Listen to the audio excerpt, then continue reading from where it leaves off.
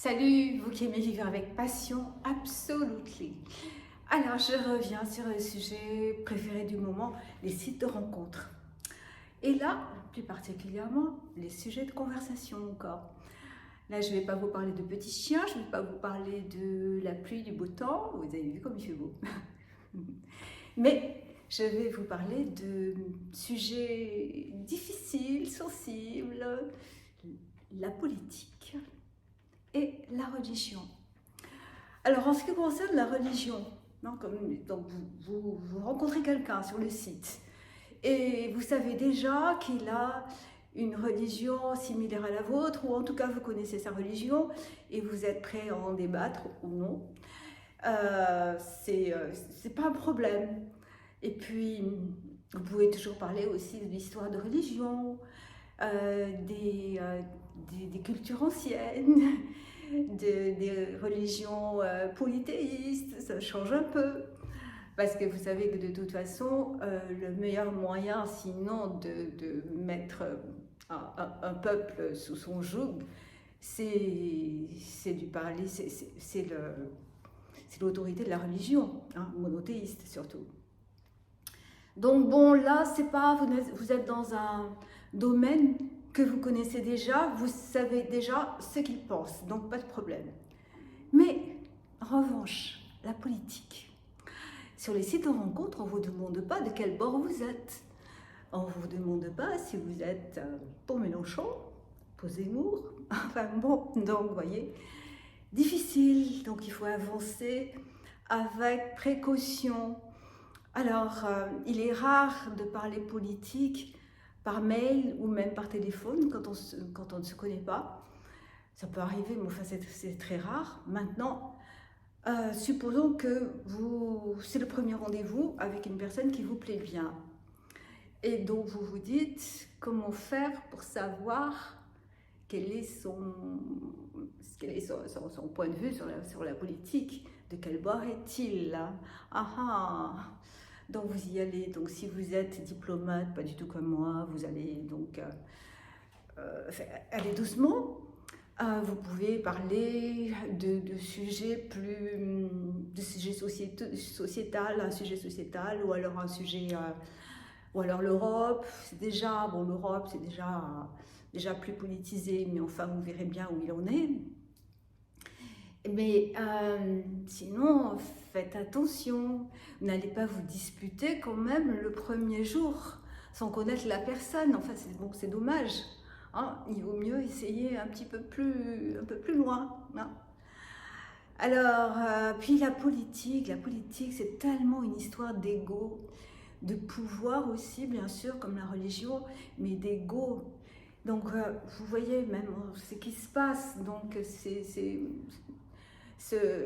cette guerre d'ego entre Poutine, Biden, Macron, enfin l'Europe, Zelensky bien sûr, etc. On ne va pas aller faire la guerre pour une histoire d'ego aussi. Et bon, donc n'abordez pas trop ce sujet, pas tout de suite. Moi si j'étais vous, en tout cas, j'en parlerai pas trop.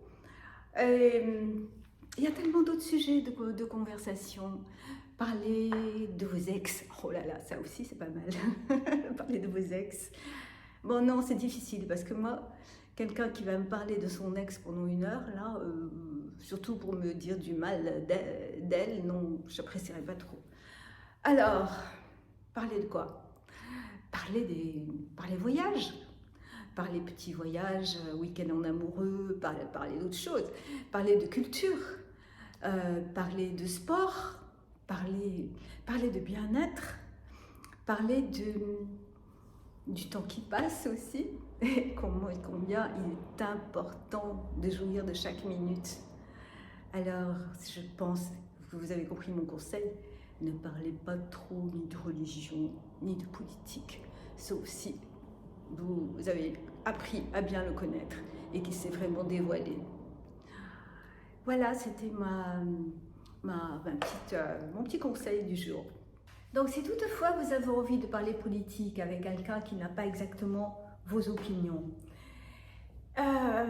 si cette personne ne vous plaît pas vraiment, Moi, ce que je vous conseille de faire, donc si vous voulez vraiment vous en débarrasser, c'est au contraire, après avoir été très diplomate, après avoir écouté tout ce qu'il fallait entendre, amusez-vous, dites clairement ce que vous pensez, ça le fera fuir et vous en serez débarrassé.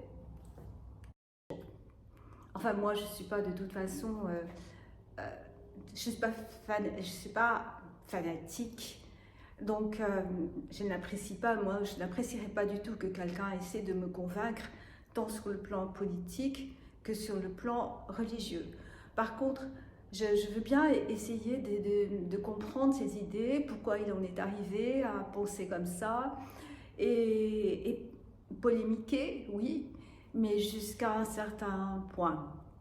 Je pense que parler politique, c'est difficile, mais j'ai quand même un exemple extraordinaire et qui est très positif. J'ai ma meilleure amie, par exemple, qui a rencontré donc, son futur mari, qui était d'un bord diamétralement opposé au sien. Mais elle était assez agressive quand elle parlait politique, c'était un petit peu dur. Moi, j'étais pas du tout la même opinion qu'elle, donc, mais c'est pas grave, on s'aimait tellement que tout était possible. Et lui a été très diplomate et s'est montré aussi, a réagi avec humour, avec patience. Si bien que, au fil des années, leurs divergences se sont aplanies et maintenant, c'est rigolo parce que quand ils parlent de politique, ils sont d'accord sur la moitié des choses et puis le reste, ils en font un sujet, un jeu. Parce qu'après tout, qu'est-ce qu'on y peut?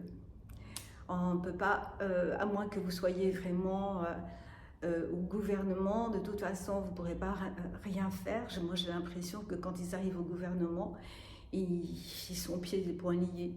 Donc, je ne sais pas, sujet délicat. Mais faites ce que vous pouvez. En tout cas, je vous souhaite bon courage, bonne chance. À bientôt.